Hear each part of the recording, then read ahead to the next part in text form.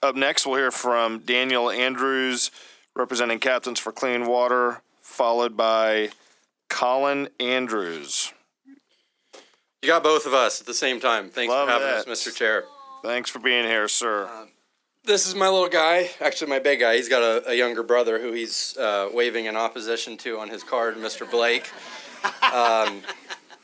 And there's really two reasons why Colin came with me today. It took us 8 hours and 45 minutes to get here last night from Fort Myers, a little longer than we were hoping. First is I came up here last week to talk about this bill in the Senate, and it was TP'd right at the last second. And I don't know if any of y'all, Colin, please don't play with that. I don't know if any of y'all have two boys that are 16 months apart, but that was a big stressor on Mama because all they do is wage war against each other. So when I saw the look on my wife's face and I said I had to come back up to talk about this bill again, I could tell she was concerned. And I was, really what made me say, you know what, we're going to bring Mr. Colin. Listening to the radio the other night, and there was a segment that Alex Clark, I don't know if you're familiar with Alex Clark from Turning Point, big health podcaster. She was talking about how this is just absolutely would ruin the Maha movement. And I got so fired up. And I do want to share a story here, a little personal story. I'm opposed to this bill from Captains for Clean Water perspective. I'm opposed to Section 47 from the captain's perspective. But when Colin was 18 months old, he got diagnosed with nephrotic syndrome, kidney disease. I have never been that scared to this day in my life. And put him through a round of heavy-duty treatments. Doctor said if he makes it a year through that, then he'll probably be all right and won't have to explore any more aggressive treatment. Less than a year, he relapsed, went right back into it. And she's trying to sign us up for a bunch more drugs. And I said, no, we're going to try something different here. And we took him off the standard American diet. We stopped feeding him macaroni and cheese and chips and all that stuff and started feeding him organic fruits and vegetables, grass-fed meat, venison that I harvested, wild salmon from the waters of Alaska. Went back to the doctor a couple weeks later and she's like, I've never seen this before. Never seen this. And his mom, my wife, Allie, got diagnosed with rheumatoid arthritis. She was told that she's going to have to get stuck with jabs once a week for the rest of her life, and that was the only way. And we sat there and argued with the doctor. She said, I've been doing this, I'm about to retire, I've been doing this my whole career. And this is what happens. This is the only way forward for you. Well, guess what? We put her on that same lifestyle program. Organic, grass-fed, pasture-raised meats, organic vegetables and berries. She has been in remission for over 6 months now, off the disease-modifying and aromatic drugs that her doctor said was the only solution. And her high-sensitivity C-reactive protein, her rheumatoid factor, is better today than it was. Those are the two major biomarkers you track for rheumatoid arthritis. Better today than when she was on those drugs. So I think you could see how somebody like myself, who's involved in the water quality and advocacy space, would be intimidated by this going up to court when I've had doctors with, I dropped out of college to be a fishing guide because that's what I loved. I love taking people out to experience that.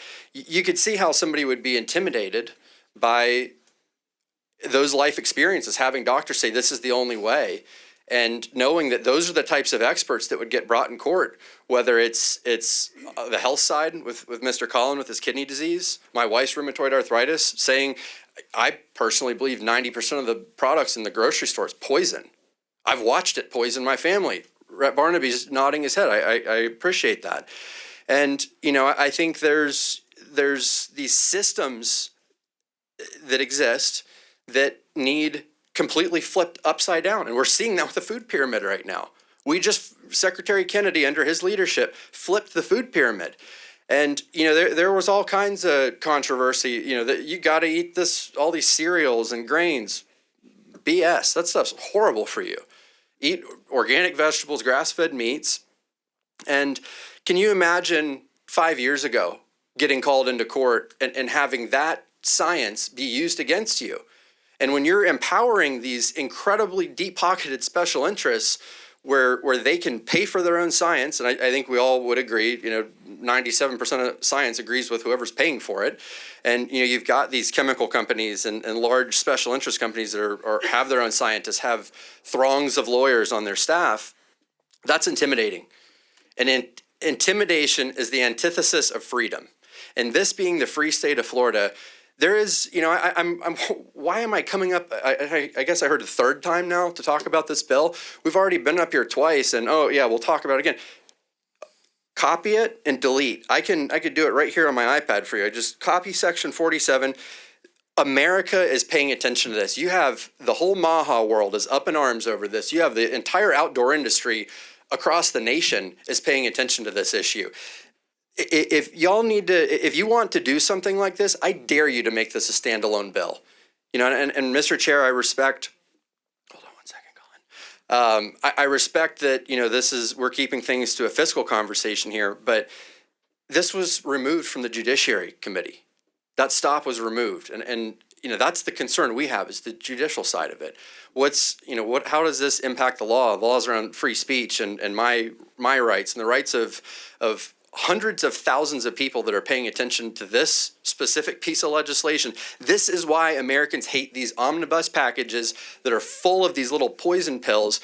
This is major. I read every single ag disparagement bill in all 50 states, all the ones that do have them. This is by far the most restrictive of free speech of any of it. You've got the one-way attorney's fees. It opens it up to all agriculture practices, and it strikes non-perishable. We've talked to a handful, quite a few, conservative think tanks that are laughing. They're like, there's no way Florida would pass this. There's no way Governor DeSantis would sign this. That's what the rest of the world thinks. And I get that these little echo chambers exist where lobbyists come in and it's like, oh yeah, this makes a lot of sense. This makes no sense to the rest of the world right now. And the fact that this many people showed up to the fiscal committee to speak against this should be raising major red flags to where we just delete section 47. We're not asking, well, let's try to, y'all work on it in secrecy and let us know what you get to. No, delete section 47. That's our ask. That's our ask. Thank you, Mr. Thank you very Andrews. much. Appreciate the opportunity.